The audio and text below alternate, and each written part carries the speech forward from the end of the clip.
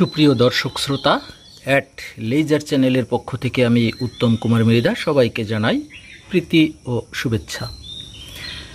প্রিয় দর্শক, আপনারা দেখছেন আমার কিছু অ্যাডেনিয়ামের চারা। এই চারাগুলো আমি আজ থেকে হয়তোবা 1 মাস আগে জার্মিনেশনে বসিয়েছিলাম। তো জার্মিনেশনে আমি একত্রে 10টি পাত্রে এ ধরনের জার্মিনেশনে বসিয়েছিলাম।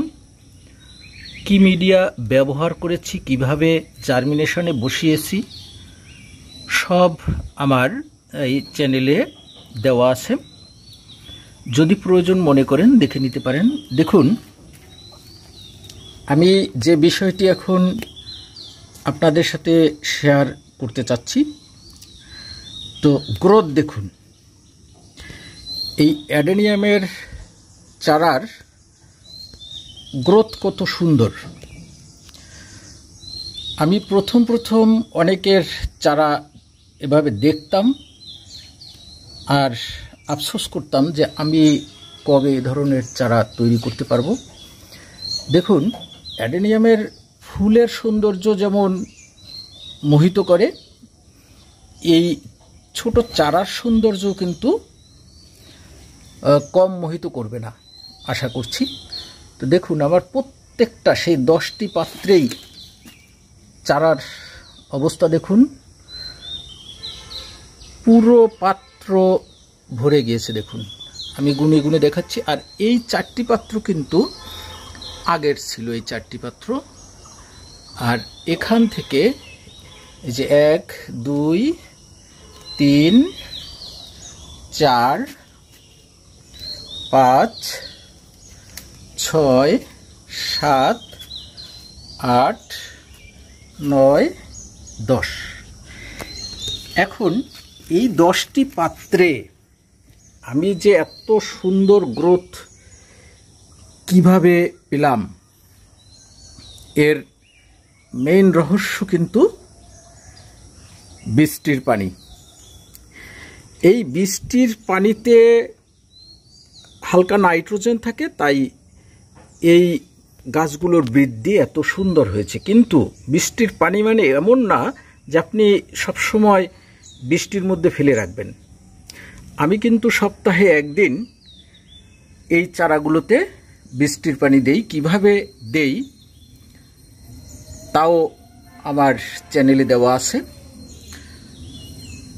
আরও দেখাচ্ছি দর্শক বন্ধু, শুধু চারার গ্রোথ না, এই চারাগুলো কিন্তু আমার শেডে রাখা আছে। দেখুন, যে শেডের নিচে আমি জার্মিনেশনের পর পাত্র খোলার পর থেকেই কিন্তু এই শেডের নিচেই আছে, এভাবেই এই জায়গাতেই আছে।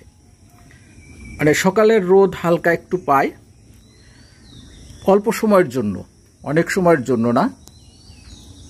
আর বৃষ্টির ডাইরেক্ট পানি পড়ে না ঠিকই, কিন্তু হালকা সিজগুলো আসে। বৃষ্টির পানির যে কত উপকারিতা, কিন্তু অতিরিক্ত হলে কিন্তু ক্ষতি আছে। গাছগুলো কিন্তু 2-1 দিনের মধ্যেই মারা যাবে। প্রিয় দর্শক, আরও দেখাচ্ছি বৃষ্টির পানির যে কত উপকারিতা। প্রিয় দর্শক, এই যে আমার সেই ড্রামে, হাফ ড্রামে রিপোর্ট করা মাদার গাছগুলো দেখুন। দেখুন, মাত্র 2-1 দিন বৃষ্টি পেয়েছে।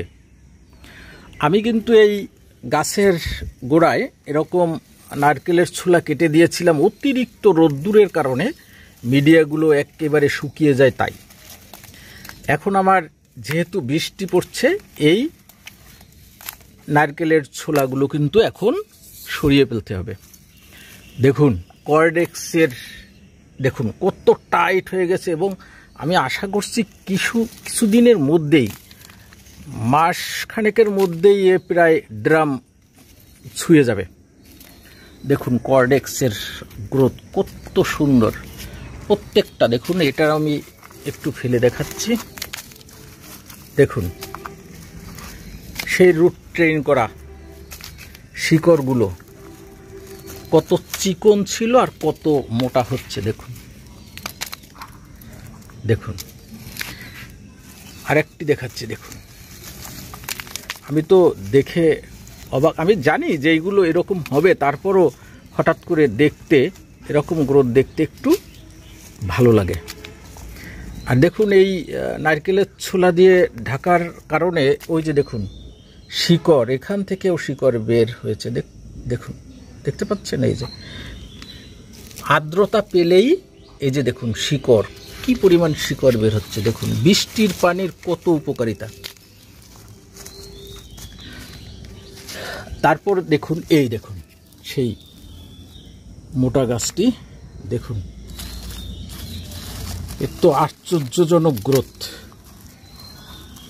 প্রিয় দর্শক, বৃষ্টির পানির এই উপকারিতা নিতে হলে আপনি বৃষ্টির পানি বুঝে শুনে ব্যবহার করতে হবে।